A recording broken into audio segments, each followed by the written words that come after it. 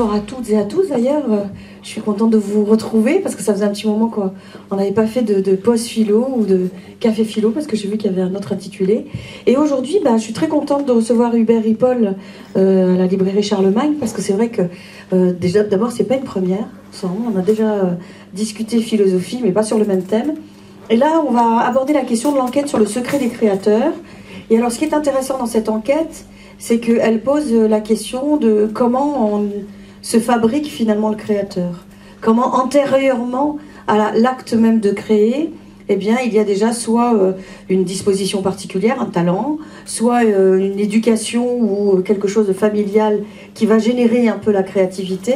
Et donc c'est ce qu'aborde Hubert Ripoll. Et je trouve ça original parce que on pourrait penser que l'enquête sur le secret des créateurs renvoie à la création au pur sens scientifique, créatif au niveau de l'art. Et on se rend compte finalement qu'on part dans le sens scientifique. C'est-à-dire que l'exemple, ou en tout cas les exemples qui ont été pris, les cobayes, on va dire, qui ont été questionnés par Hubert Ripoll, ce sont bien des créateurs, des metteurs en scène, des écrivains, des scientifiques au sens pur et dur.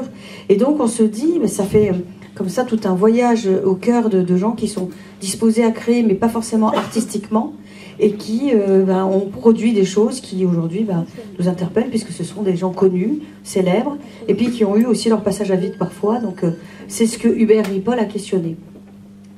Alors, comme je le disais, le secret des créateurs, le thème, enfin en tout cas le titre est intéressant parce que ça interpelle avec la question du secret, qu'est-ce qui est caché, qu'est-ce qui peut être, mis en évidence. La question du créateur aussi, en philosophie, on sait que la création, c'est aussi de la créativité. Création, c'est sûr que ça amène la production de quelque chose, mais ça veut dire que quelque part, la créativité, c'est un moment particulier où la raison est peut-être oubliée, et c'est une sorte de fulgurance, une sorte de surgissement qui fait qu'à un moment donné, il y a un produit qui se révèle, que ce soit dans l'art ou un produit mathématique, lorsqu'il s'agit d'une belle formule. Alors ma première question, pourquoi avoir voulu chercher dans l'antériorité et pas avoir commencé directement peut-être par l'analyse des œuvres, le génie en soi? L'analyse des œuvres, c'est ce que l'on peut faire, y compris lorsque les créateurs sont décédés.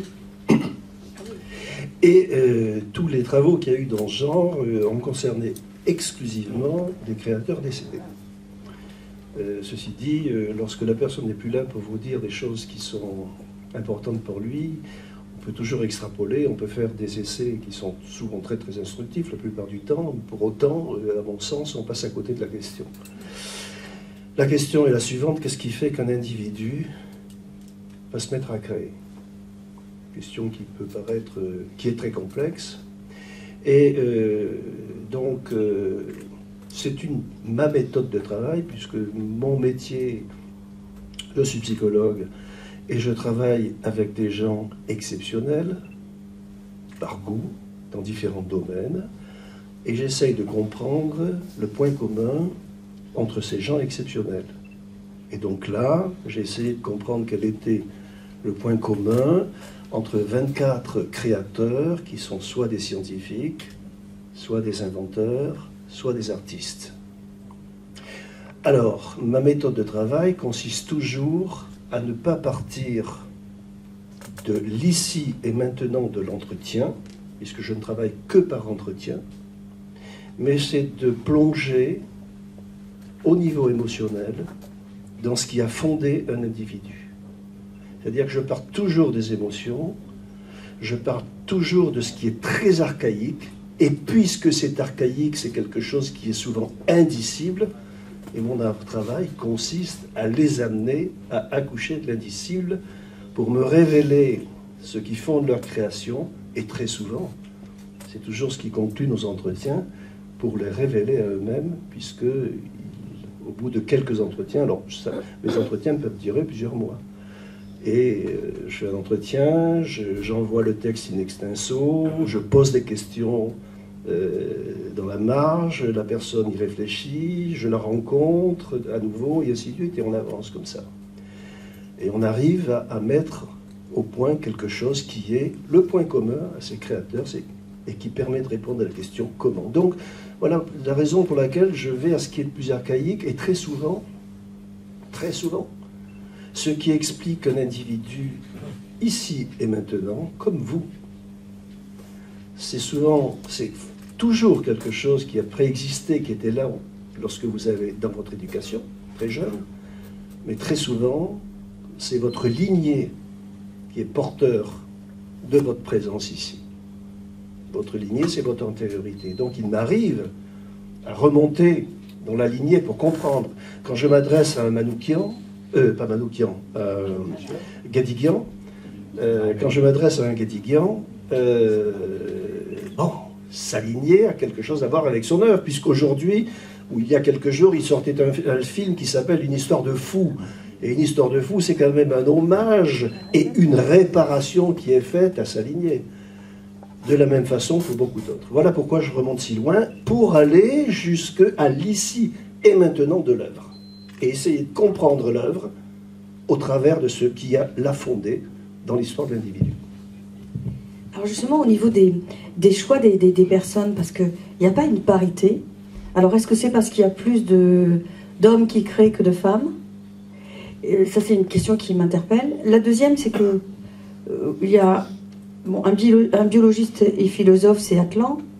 Pas beaucoup de philosophes, parce que ça ne crée pas de concept peut-être, ou plus suffisamment. Ah, je vais prêcher pour ma paroisse.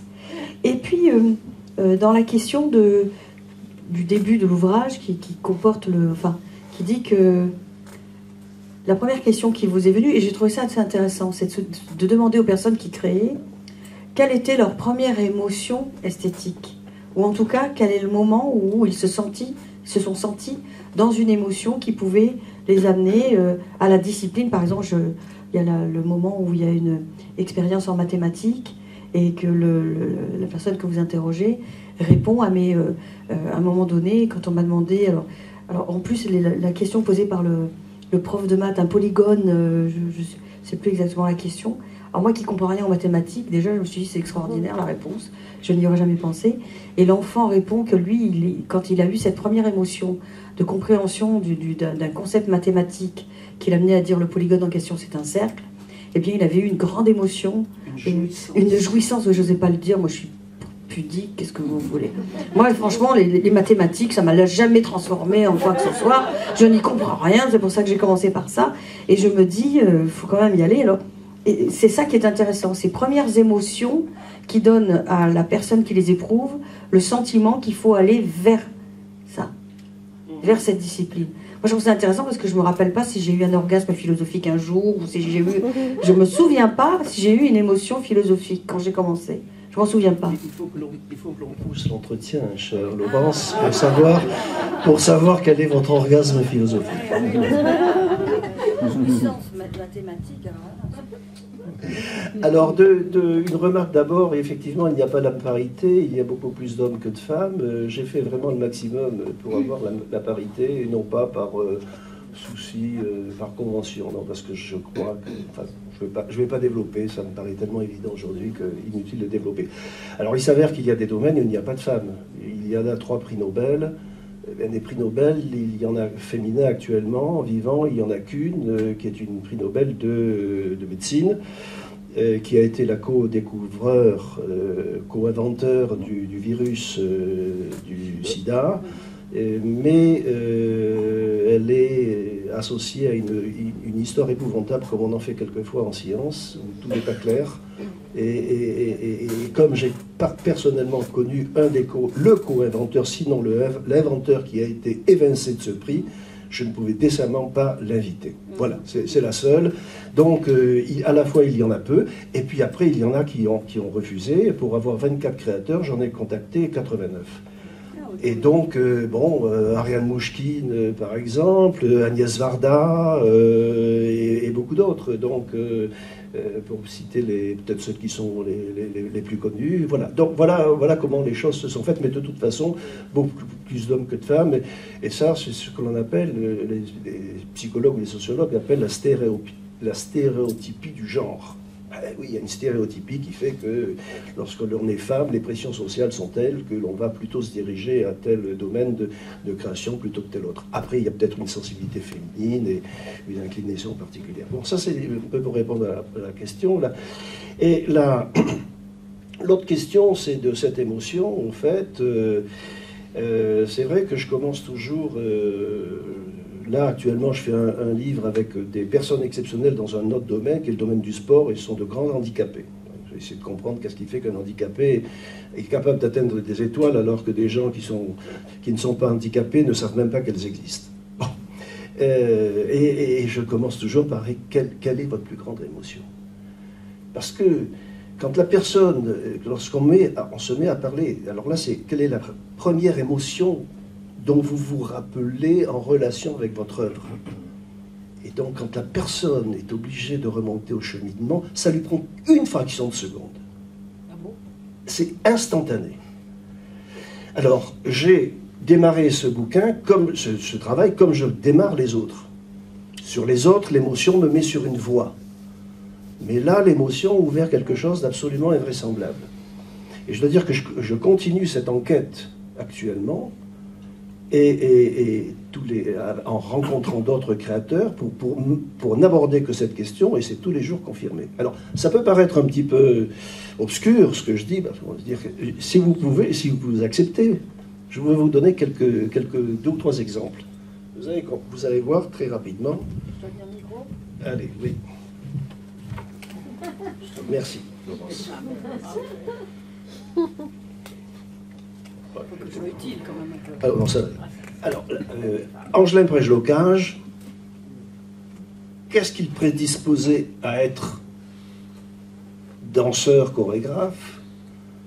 Apparemment peu de choses, fils d'immigrés albanais, vivant en banlieue parisienne, un mec qui ne se prête pas aux choses de la danse. Et puis voilà que cet individu, ce monsieur, ma première émotion, une photographie de Rodolphe Nureyev suspendue dans un seau magnifique, dans une belle lumière de spectacle comme on en fait dans les théâtres. La photo se trouvait dans un livre que m'avait prêté une camarade de classe. Je devais avoir 11 ans. J'ai emmené ce livre chez moi et une fois ouvert, je suis tombé en arrêt devant cette image de Rodolphe Nureyev, splendide dans son seau. C'est surtout la légende de la photo qui m'avait frappé, Nureyev, transfiguré par la danse.